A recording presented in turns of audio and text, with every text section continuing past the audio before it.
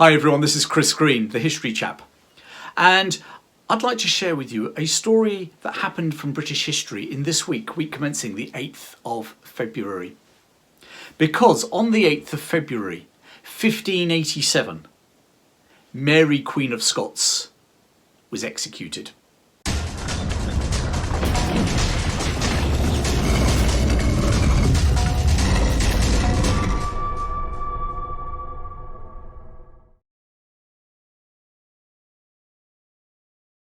Now, you've probably heard of Mary Queen of Scots. She is probably one of the most famous monarchs in British history, and she never was even an English monarch. You know, we don't get many famous Scottish monarchs in British history, and she certainly was one. And it's quite amazing, actually, you actually hear the story in a moment, how famous she is for the amount of time she actually spent in Scotland.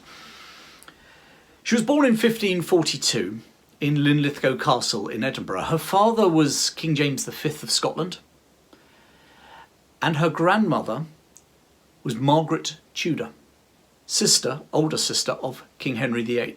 So we're going to talk about Mary's claim to the English throne later on in this story, and it's very important we remember that. That's where it comes from. She had Tudor blood, and then she had the Scottish Stuart blood. When she was less than 1 year old, her father, James V, died, and she was proclaimed Queen of Scotland. She wasn't even 1 year old yet.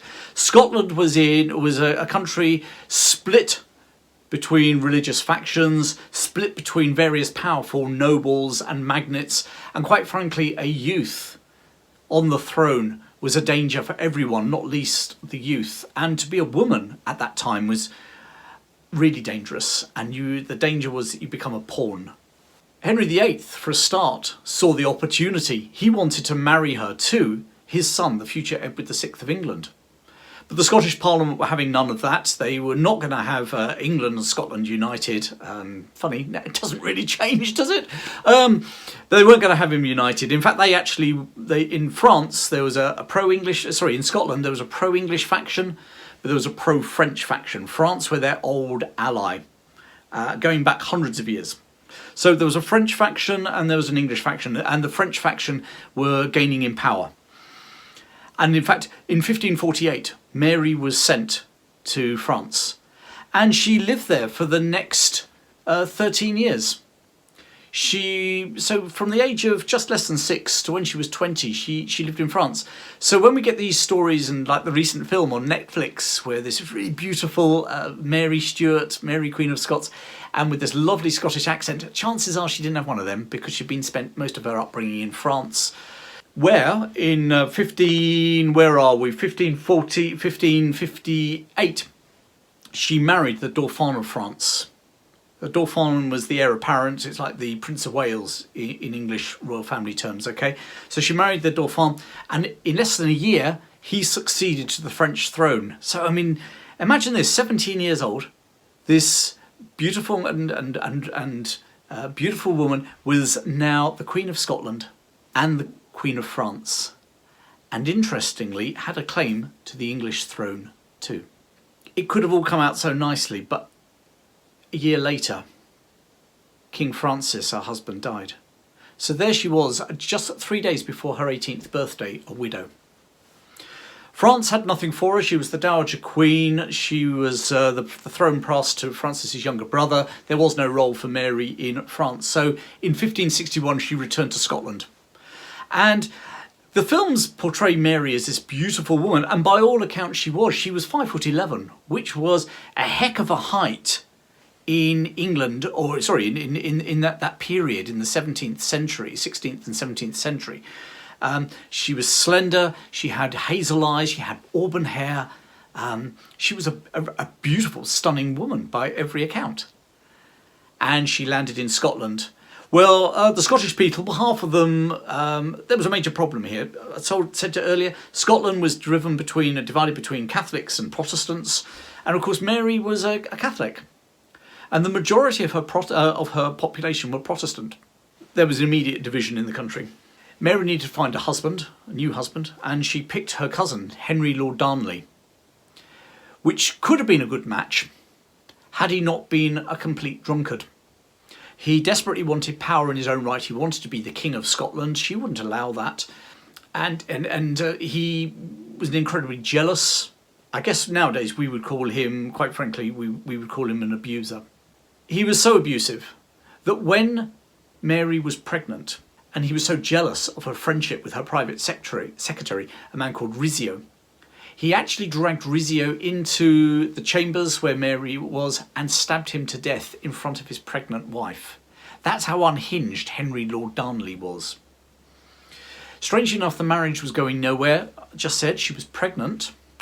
And in 1556, she gave birth to her only child, a son, James. We'll come to him later. But the marriage with Henry Lord Darnley was going nowhere. He was told to move out of the castle. And in February 1567, probably about 8 months after his son had been born, Henry Lord Darnley was killed in an explosion at his palace at Kirkerfield in Edinburgh. By all accounts, they found his body and it had been smothered. So whether it had been smothered before the explosion or after the explosion, it looked like evil hands had been at work. Where evil hands had been at work, they'd exploded his palace for him, hadn't they? And all eyes looked at the Earl of Bothwell. Earl of Bothwell was put on trial in April. He was acquitted of the murder. And in May, he married Mary Queen of Scots. Well, you can imagine the absolute consternation in Scotland. Already you had half the population that didn't like the Catholic Queen, and now she'd married this other man who had just been acquitted of murdering her husband. It was people like John Knox, the Calvinist preacher, leader of the Protestants, were having an absolute field day preaching against this Jezebel woman who was their queen. The nobles rallied against her.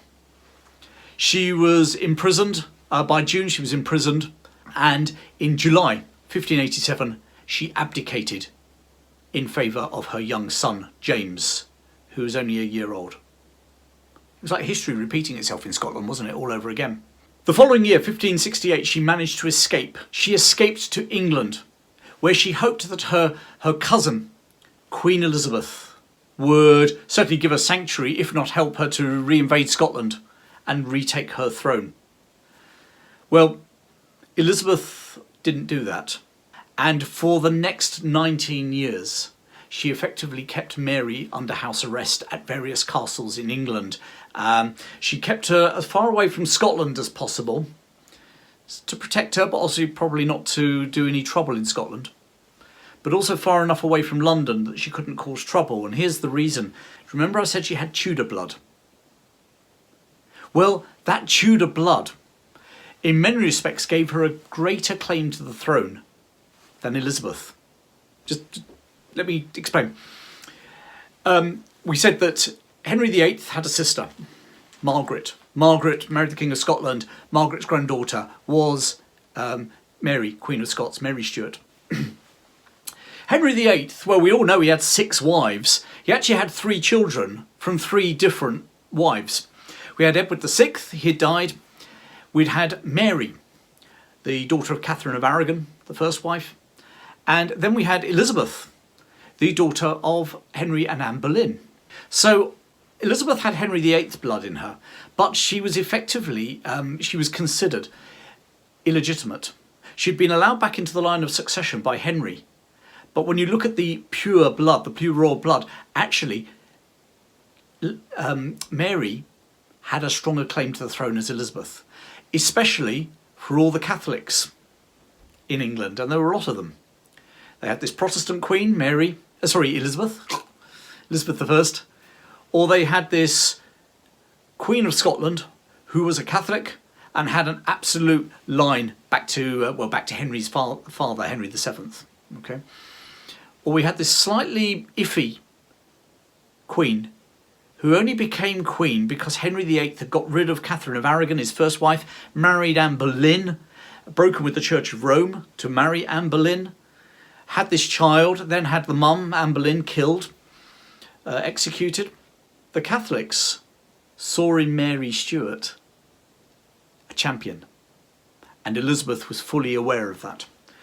And became aware to that because throughout the 1570s, when Mary was in England at places like Bolton Castle in Wensleydale in Yorkshire, Tutbury Castle in the Midlands.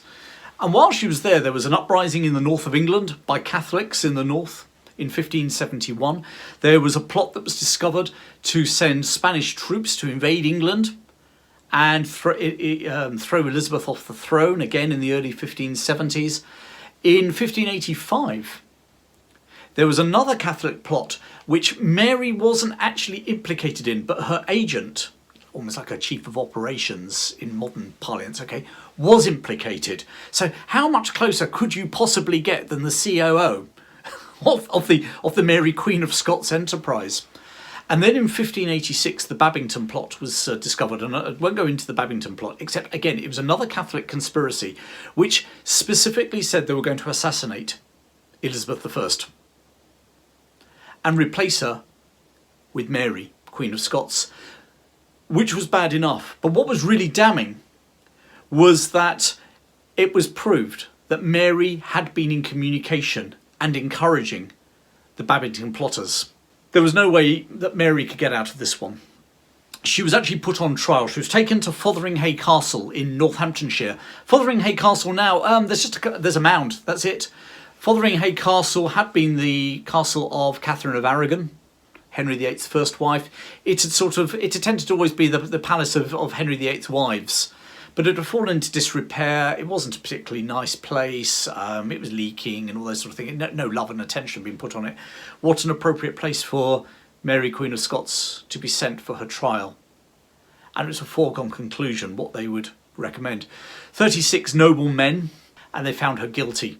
And it was a weird one. They found her guilty of treason, even though she wasn't actually an English subject. She was living in England, and she was obviously conspiring against the sovereign. Queen Elizabeth had a major quandary. To put not just a relative, but a fellow princess to death could set some really dangerous precedents, not just in England, but throughout Europe. And she dithered.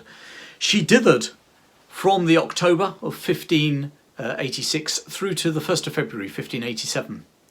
What's that, 3 months? And finally, on the 1st of February, she signed Mary's death warrant. The Privy Councillors, Protestant English Privy Councillors, seized their moment because, I mean, she'd been dithering all this time. What was to say she wouldn't change her mind? And the longer she stayed stayed alive, the more likely there was that another Catholic plot would surface with her as the champion, and that one might succeed. And don't forget, not only if Elizabeth fell, all those Privy Councillors would fall with her as well. Hey, politics doesn't change, does it? Hey? So the Privy Council took the death warrant and raced up towards Fotheringhay Castle to get her executed. And at 8 a.m. on the 8th of February 1587, Mary Queen of Scots was brought to the Great Hall of Fotheringhay Castle. She took off her black coat, and underneath was this crimson dress with brown or browny red sleeves, which was the Catholic colours of martyrdom. What a great statement, brave statement. She put her head on the block to be beheaded. And one would like to think it was a glorious end. Unfortunately, it wasn't. The executioner botched his job. He had to take 2 swings. He got below her neck on the first one. Then he sort of severed most of her neck on the second one. He had to use a saw to cut her head off to finish the job. I guess she was dead by then, but still pretty macabre. And her head rolled over the floor. And he picked it up. And as he picked up her hair, he shouted, "Here dies a traitor." And as he did that, unfortunately, she had actually been wearing a wig. She had short grey hair now, not this lovely auburn hair that I described earlier. And he held the wig and the head fell to the ground. And there died Mary Queen of Scots. She was buried in Peterborough Cathedral. But Mary Queen of Scots had the last laugh, because Queen Elizabeth died childless. Mary was already dead. Edward VI was already dead. That's how Elizabeth had got the throne. So who was the next in line? We had to go back up to Henry VIII and look at his brothers and sisters. Well, his older brother had died. That's how Henry had become king. But you didn't know that story. There was a Prince Arthur, and he was actually married to Catherine of Aragon, and he died. And Henry suddenly came into the line of the throne and took the wife. And there's a story behind that, but I'll tell you about that one another time. Big story about the divorce and the dissolution of the monasteries. But remember Margaret, his sister? Well, we had to come down the line there to Mary Queen of Scots and her son. Do you remember little Prince James, or now King James of Scotland? King James VI of Scotland. James VI of Scotland was proclaimed King James I of England, the first of the Stuart dynasty. He brought Mary's body from Peterborough Cathedral to Westminster Abbey, where he interned it in the same chapel as her nemesis Elizabeth. And James made sure that her tomb was bigger than Elizabeth's. And just to finish the story off, our current Queen, Queen Elizabeth II, is a direct descendant of Mary Queen of Scots. I did the sums earlier, you have to bear with me on this. There's 11 of these. She is the great granddaughter of Mary Queen of Scots, the direct line. Hope you enjoyed that. Hope you found that useful, just to find out who Mary the Queen of Scots was. And I'll have some more stories for you. It's a shame because this week Lady Jane Grey also was executed as well. And that's another story about the Tudors for another time. Hope you enjoyed it. Have a brill week, and I'll see you very soon.